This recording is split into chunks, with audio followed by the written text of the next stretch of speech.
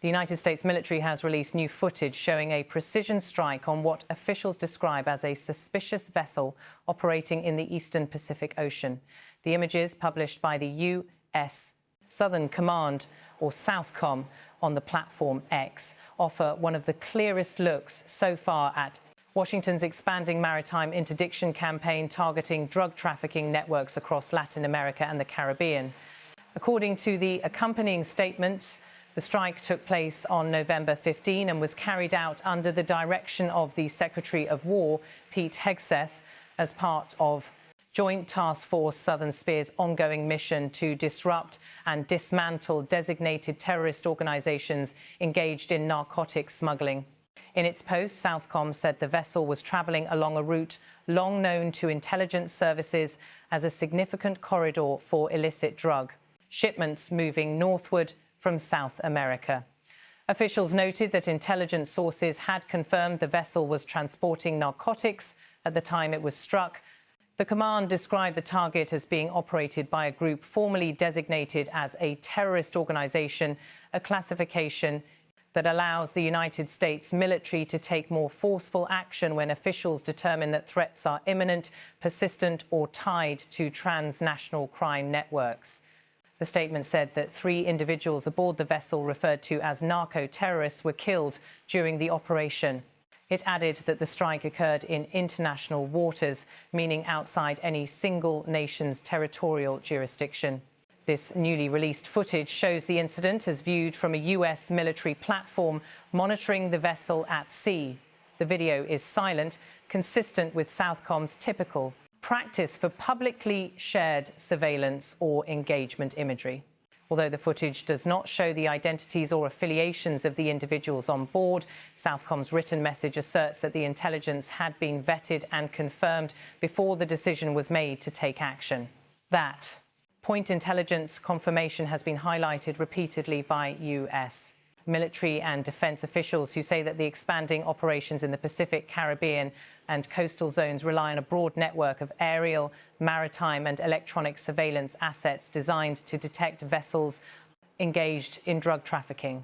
The release of the footage marks a significant moment in a regional security landscape already experiencing heightened tensions. In recent years, U.S. counter-narcotics operations have shifted toward more proactive and, in some cases, more forceful engagement patterns, with the expansion of Joint Task Force Southern Spear and the integration of new capabilities from U.S. naval and air assets. The military now conducts more frequent interdictions across vast stretches of ocean where traffickers attempt to evade detection by using low-profile vessels, modified speedboats and sometimes semi-submersible craft known as narco-submarines. The November 15 incident appears to fit into this broader effort. Southcom emphasised that the vessel was engaged in illicit narcotics smuggling and that it posed a threat due to its connections with a designated terrorist organisation. Officials in Washington have long argued that certain high-level drug trafficking networks are increasingly intertwined with armed groups that operate across national borders, raising concerns about the convergence of criminal and insurgent activity. These networks often rely on maritime routes that span thousands of kilometres, and the Pacific corridor stretching from coastal South America to Central America and Mexico has become a central focus of U.S. counter-trafficking strategy. The statement attributed the action to Joint Task Force Southern Spear, a unit tasked with executing what U.S. officials describe as lethal kinetic strikes when authorized. These operations are part of what defense leaders call a multi-layered approach that combines intelligence-driven targeting with maritime domain awareness. Under Secretary Pete Hegseth's direction, the task force has sought to modernize its approach, particularly by integrating real-time intelligence feeds and enhanced surveillance tools capable of tracking fast-moving or low-detectability maritime targets. While the footage itself offers only a brief visual of the incident, the release is clearly intended to demonstrate the capabilities and precision of the U.S. strike. In recent months, military officials have sought to showcase their effectiveness in curbing the flow of narcotics across maritime routes, arguing that public awareness serves as a deterrent. to would-be traffickers. The video, although only seconds long, underscores the military's message that it is closely monitoring suspected trafficking routes and is prepared to intervene decisively. The mention of international waters in the Southcom statement is also notable. Operating in these areas allows the United States to conduct interdictions without entering another country's territorial domain, reducing the likelihood of legal disputes over sovereignty. However, such operations still often raise questions about jurisdiction, especially when individuals killed or detained at sea come from nations across the region. The US has at times been criticised for the lack of clarity surrounding some maritime strikes, though officials maintain that every engagement is reviewed for legality under domestic and international law. This latest disclosure will likely prompt renewed debate in regional capitals, particularly in countries where drug trafficking organisations maintain substantial influence. Many governments face pressure to address the social, political and economic effects of narcotics production and smuggling, which have fueled violence, corruption and instability for decades. US officials frequently argue that maritime interdictions play a vital role in limiting the operational capacity of these networks before the narcotics reach Central America, Mexico or US shores. But some critics contend that militarization alone cannot solve complex issues linked to drug production and demand. Still, the United States insists that its operations are grounded in intelligence and designed to prevent both trafficking and associated violence. The Southcom Post describes the individuals killed as narco-terrorists, a term used increasingly in official statements to describe operatives who work at the intersection of organised crime and paramilitary or insurgent structures. The label carries significant implications as it underscores Washington's view that certain trafficking groups have evolved beyond purely criminal enterprises and now occupy a more hybrid space that threatens regional and international security. The reference to Pete Hegseth's direction during the operation signals a high level of involvement from senior defence leadership. As Secretary of War, Hegseth oversees a range of military missions across several theatres, and his name appearing prominently in the public statement suggests that this strike was considered strategically important. US officials have repeatedly emphasised that threats emerging from Latin America and the Caribbean are no longer confined to local criminal dynamics. Instead, they argue that these networks have global links, including ties to arms trafficking, money laundering, and in some cases, militant or extremist organisations. The release of the footage also aligns with a broader pattern of US military transparency regarding maritime operations. In recent years, Washington has sought to counter claims of covert or undisclosed actions by providing imagery, documents and operational summaries after major engagements. Analysts say this approach serves two purposes: reinforcing the legitimacy of the missions and sending a warning to trafficking networks that their activities are being watched from afar, often with sophisticated sensors capable of tracking them far beyond coastal surveillance zones. Beyond the operational details, this incident highlights the evolving nature of maritime threats in the Eastern Pacific. Drug trafficking groups are known to adapt quickly, altering routes, modifying vessels, and exploiting gaps in international coordination. The use of international waters allows traffickers to move outside the direct jurisdiction of any single nation, though it also exposes them to interdiction by countries with global naval reach.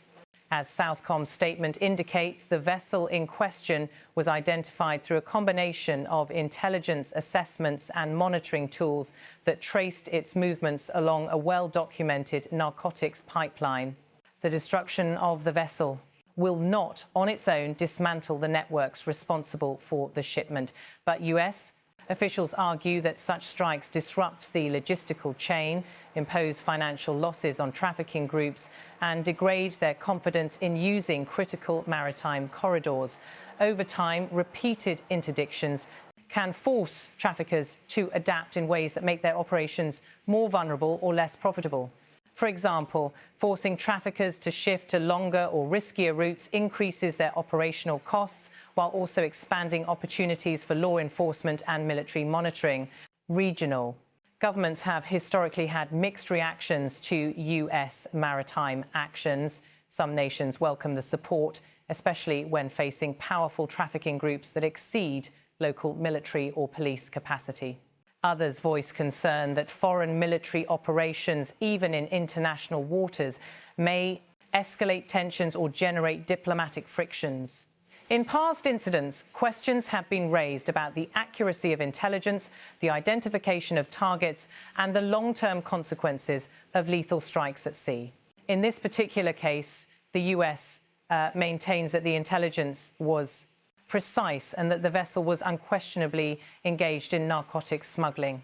Officials typically rely on a combination of satellite imagery, aerial surveillance, intercepted communications, and sometimes coordination with regional partners. These forms of intelligence, when layered together, help analysts determine whether a vessel is part of a trafficking chain. The decision to release footage further underscores the US government's confidence in its assessment. As Southcom continues to expand its operational posture, more such footage may be released, offering glimpses into a domain that has historically operated out of public view. The waters of the Eastern Pacific stretch across some of the most remote and sparsely monitored areas of the hemisphere. Traffickers often exploit this isolation, betting that even if they are detected, the distance, weather, or logistical barriers might slow or prevent pursuit. But with the United States investing in long-range drones, maritime patrol aircraft, and enhanced naval presence, the environment is shifting. The November 15 strike underscores how military doctrine is adapting to the realities of modern trafficking. Instead of relying solely on interception and boarding, which can be dangerous, complex, and time-consuming, the US has introduced new rules of engagement that allow for kinetic action under specific circumstances.